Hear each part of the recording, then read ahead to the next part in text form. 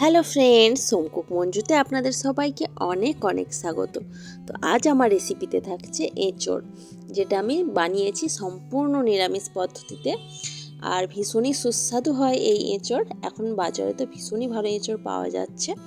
তো এই এঁচোড় কালিয়া বা এঁচোড় ডালনা সম্পূর্ণ নিরামিষ পদ্ধতিতে আমি কিভাবে বানাচ্ছি এখন আপনাদের সাথে সেটাই শেয়ার করছি। তো দেখুন, আমি প্রথমে একটা পাত্রে জল নিয়েছি এবং তাতে নুন আর একটু হলুদ দিয়েছি। এখন এই জলটাকে আমি গরম করতে দিয়েছি।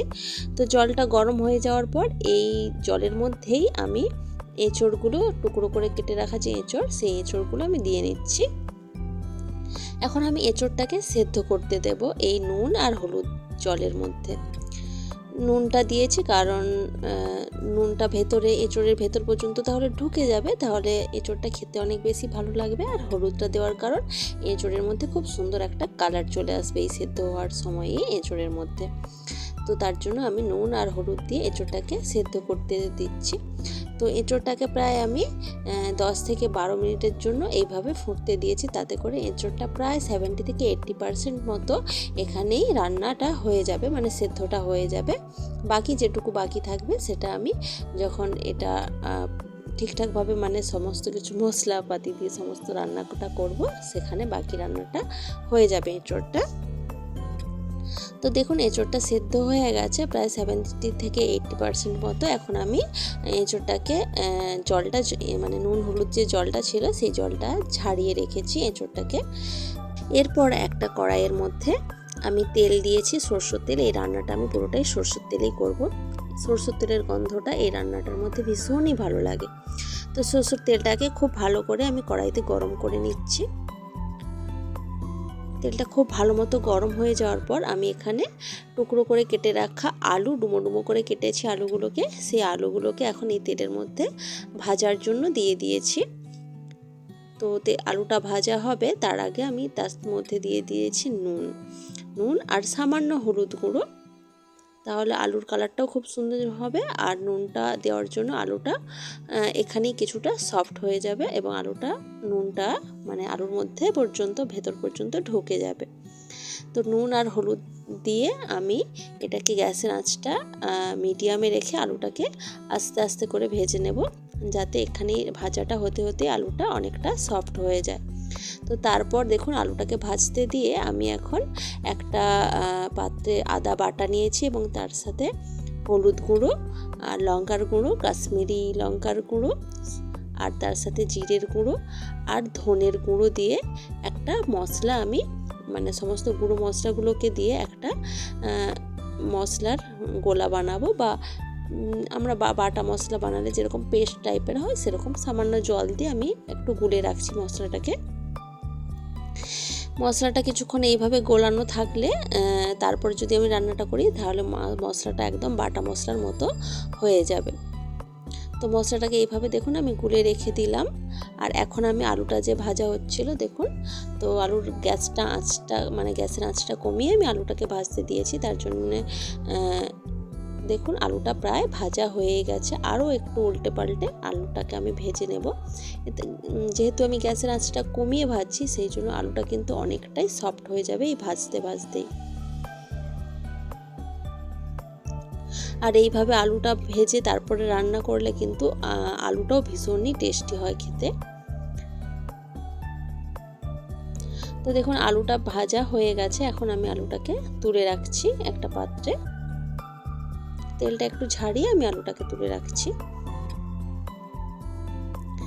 এখন এই যে তেলটা রয়ে গেছে, এই তেলের মধ্যে আমি যে এঁচোড়টা সেদ্ধ করে রেখেছিলাম সেই সেদ্ধ করা এঁচোড়টাও ভেজে নেব। অনেক সময় অনেকে সেদ্ধ করার পরে সোজাসুজি রান্নাটা করে মশলা দিয়ে, কিন্তু তার আগে যদি এইভাবে একটু ভেজে নেওয়া যায় তাহলে ভীষণই খেতে ভালো লাগে। এঁচোড়টা ভীষণই ভালো লাগে, ভীষণই টেস্টি হয়। তো আমি গ্যাসের আঁচটা মিডিয়ামে রেখে আস্তে আস্তে হালকা হালকা করে এঁচোড়টাকে আমি ভেজে নিয়েছি। আর দেখুন এঁচোড়টা খুব সুন্দর একটা কালার নিয়ে নিয়েছে।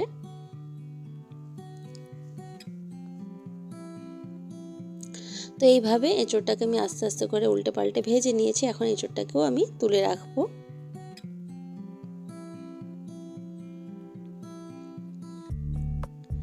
তো তো এঁচোড়টা তুলে রাখার পর আমি ওই কড়াইতে আবারও তেল দিলাম, সরষের তেল, এবং তার মধ্যে একটা শুকনো লঙ্কা, দুটো তেজপাতা, আর তার সাথে দিচ্ছি কিছু গোটা গরম মশলা ফোড়ন হিসেবে। এই গোটা গরম মশলা, তেজপাতার, শুকনো লঙ্কা থেকে খুব সুন্দর একটা গন্ধ বের হবে। তো সেই গন্ধটা বের হওয়ার পর আমি যে গুলে রেখেছিলাম সমস্ত গুঁড়ো মশলা আদা বাটার সাথে, সেই মশলাটা আমি তেলের ওপর দিলাম। এখন এই মশলাটাকে এইভাবে নাড়াচাড়া করে আমি মশলাটাকে কষিয়ে নেব। সোজাসুজি আমি যদি ওই তেলের মধ্যেই সমস্ত এক এক করে গুঁড়ো মশলাগুলো দিতাম, তাহলে মশলাগুলো অনেক সময় পুড়ে যেতে পারতো। তাতে করে কিন্তু খেতে টেস্টটা অনেকটা অন্যরকম লাগতো।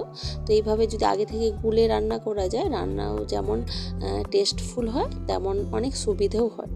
তো হালকা করে ওই মশলাটা কষিয়ে নেওয়ার পর একটা বড় সাইজের টমেটো আমি গ্রেট করে বা পেস্ট করে রেখেছিলাম, সেটাও দিয়ে দিলাম। সেটা দিয়ে এখন পুরো মশলাটাকে খুব ভালো করে কষাবো।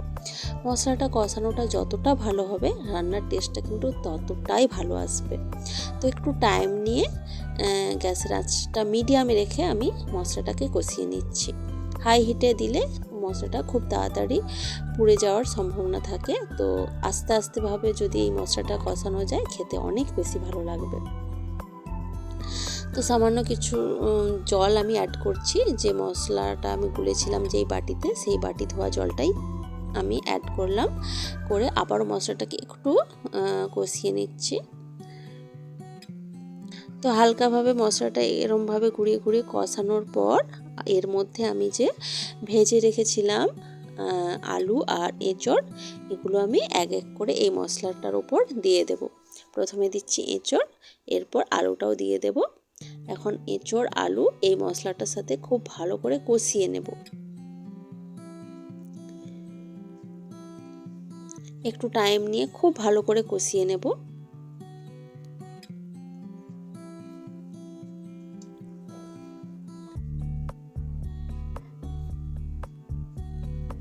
এইভাবে এঁচড় আলু মশলাটার সাথে কষানোর পর আমি এর মধ্যে জল দিয়ে দিচ্ছি পরিমাণ মতো।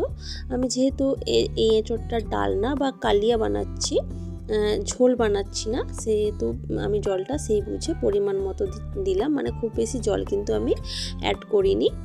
আর এঁচড় আর আলু তো প্রায় আগে থেকে এঁচড়টা সেদ্ধ হয়েই আছে, আর আলুটাও ভাজার সময় অনেকটাই সেদ্ধ হয়ে গেছে। তো এইগুলো সেদ্ধ হওয়ার জন্য খুব বেশি জলের প্রয়োজন কিন্তু হবে না, সেই জন্য সেই বুঝে পরিমাণ মতো আমি জলটা অ্যাড করেছি। এবং জলটা অ্যাড করার পর কিছু নাড়াচাড়া করার পর আমি আবারও এখানে নুন দিয়ে দিলাম স্বাদ মতো। তো আলু আর এঁচড়টা যখন আমি সেদ্ধ করেছিলাম আলুটা আর এঁচড়টা, তখন তো আমি নুন দিয়েছি। তো সেই বুঝে পরিমাণ মতো নুন দিয়ে আমি আবার একটু নাড়াচাড়া করে ঢাকা দিয়ে রেখেছি।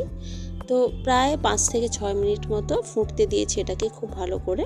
তো 5 থেকে 6 মিনিট মতো পর ঢাকা খুলে এখন আমি এর মধ্যে অ্যাড করছি সামান্য চিনি। যেহেতু এটা একটা নিরামিষ রান্না, সেহেতু চিনিটা অ্যাড করলে রান্নার খেতে খুব ভালো লাগবে আর কি। রান্নাটা সমস্ত মশলার ব্যালেন্সটাও খুব ভালো করে এই চিনিটা ব্যালেন্স করে নেবে আর কি। আর তারপর দিলাম গরম মশলার গুঁড়ো, যেটা এই নিরামিষ এঁচড়ের কালিয়াটাতে দিতেই লাগবে, তাহলে কিন্তু দারুণ লাগবে এঁচড়ের কালিয়া খেতে। তো এইভাবে আমি আর সব কিছু একসাথে মিশিয়ে একটু ফুটতে দিচ্ছি। আর একটু ফুটে উঠলেই 1 থেকে 1.5 মিনিট এটাকে আমি ফোটাবো।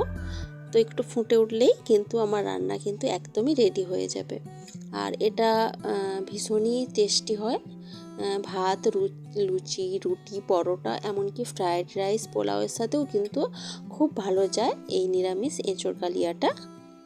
তো আপনাদের কেমন লেগেছে রেসিপিটা, সেটা কিন্তু অবশ্যই আমাকে কমেন্ট করে জানাবেন।